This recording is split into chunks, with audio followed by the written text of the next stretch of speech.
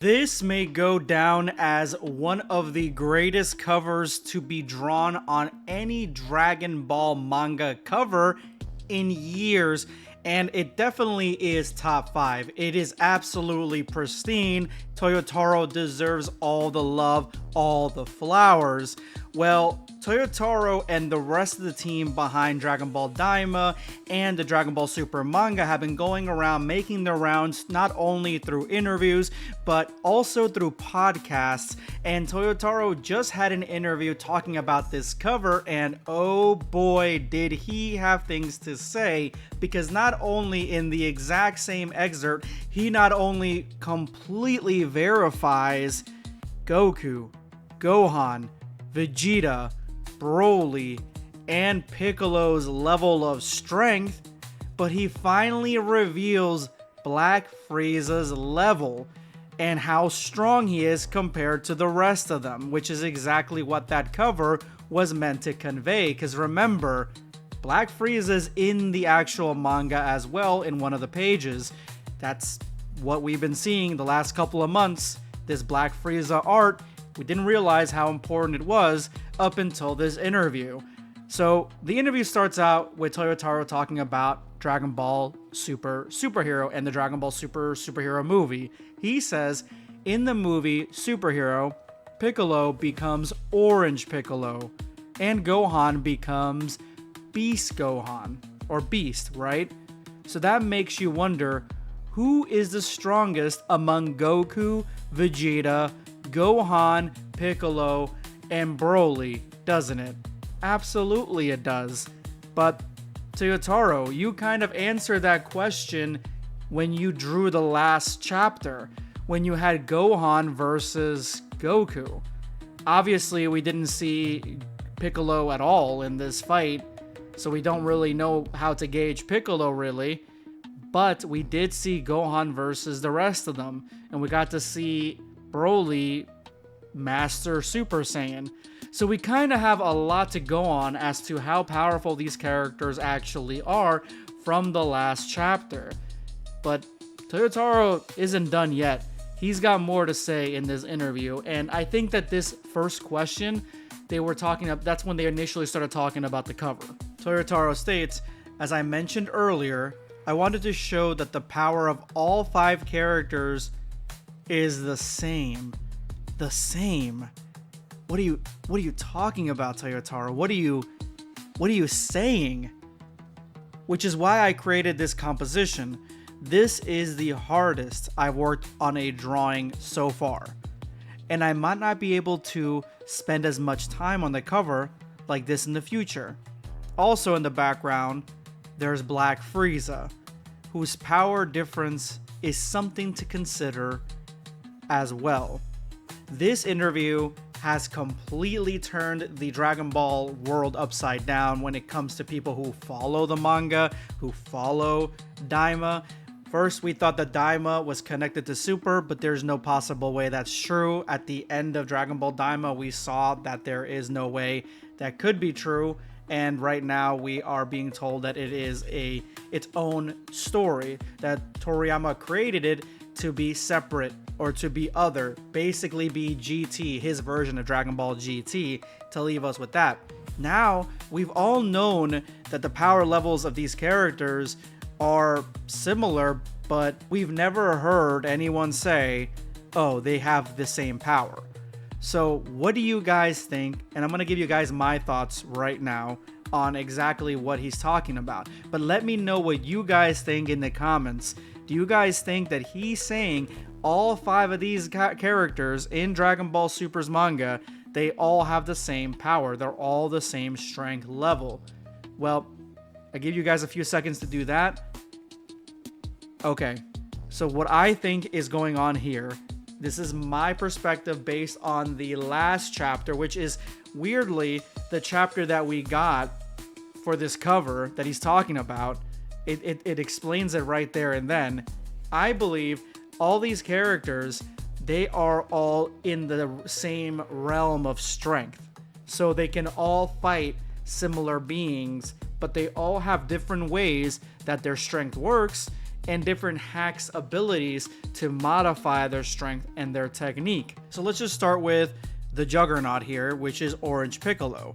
Now, Orange Piccolo is about the strength level of, I would say, a little bit under Cell Max. We know that Cell Max is supposed to be the strength level of Broly when it is, I believe, completed.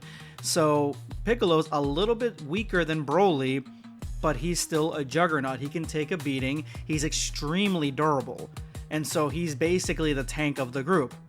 Then we have Broly.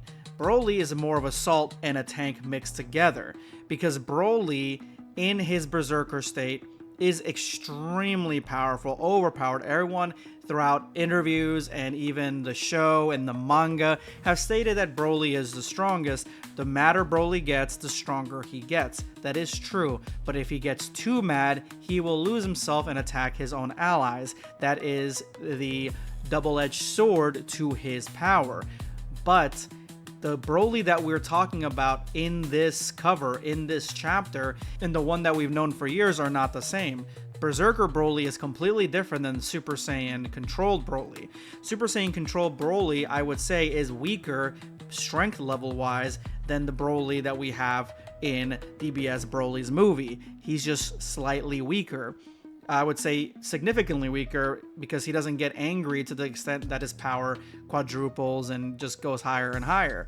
He has control over it. So I would put him probably now at the same strength level as Piccolo, with the possibility of going berserk.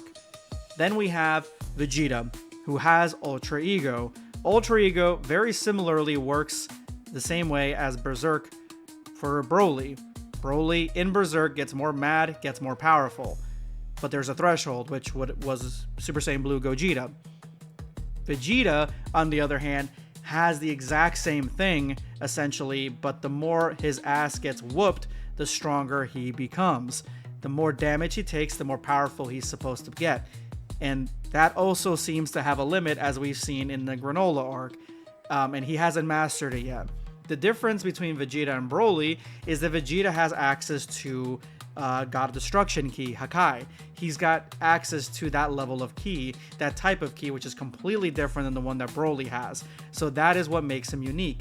I would say that Ultra Ego Vegeta is still weaker than Broly. Then we have arguably the strongest member of the group, is Beast Gohan. He has been stated as being the strongest. He easily takes down Cell Max. Now, Cell Max is not completed, and yet he took him out relatively easily, meaning that when he was completed, more than likely it would just be a little bit of a hassle, but he took him down no problem. We see that he always has power. All he needs is to transform. That's it. No gimmick, nothing else. Only transform, and he's got a deep well of power, and he has mastered residing between losing control and not losing control. But there is a possibility that he may. He stated that. He fought Goku, he defeated Goku just by powering up. That's all he did. He became faster and stronger to break through Goku's Ultra Instinct. Beast Gohan is the strongest member of this group. If there is a hierarchy, he is on top. Then we have Ultra Instinct Goku, Mastered Ultra Instinct Goku, who was the strongest in the Moro arc, has this ability to not only create a Susanoo, but also to use instantaneous movement.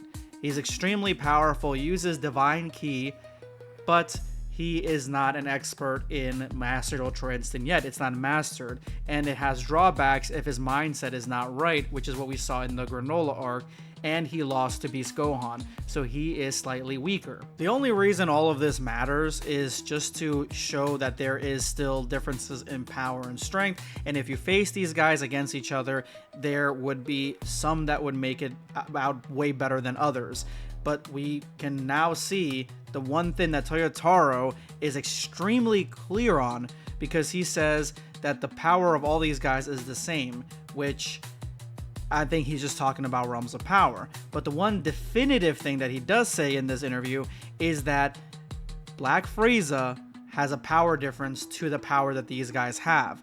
Now, ability wise, that could be what he's talking about. I don't believe it. I think that what he is saying is that Black Frieza is the big bad. He is stronger than all these guys.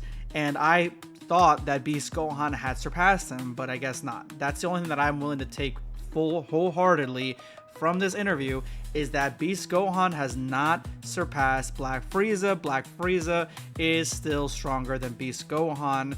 That's where I'm at right now. But let me know what you guys think and what you guys got from this interview.